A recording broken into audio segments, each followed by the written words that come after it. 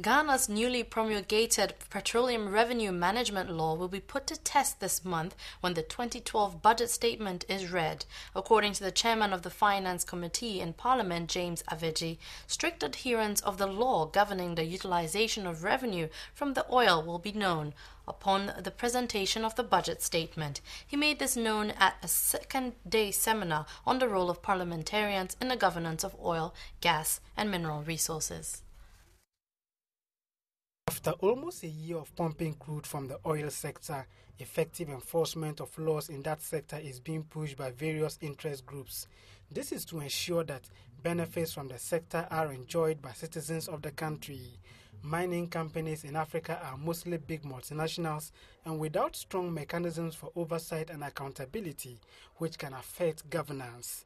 Governments, once in power, can also discreetly apply oil revenue without recourse to regulations. To avoid such risks, legislation should clearly define the rules of companies and the extent of their operations to benefit citizens. Absolutely. I think it's a tremendous challenge to make sure that oil, gas, and mineral resources, which are public resources, are actually benefiting the public.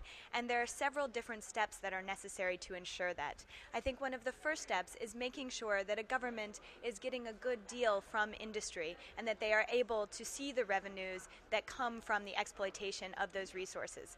That's only a first step. The second step is really managing those revenues well and balancing between spending and saving. In a country that is suffering from significant economic growth and development issues, it's important to invest in the country and to make sure that citizens see better health, better education, better development outcomes from those resources. It is also Chairman of the Finance Committee in Parliament, James Aveji, says the House is partnering with stakeholders to effectively manage the sector through the passing and implementation of laws.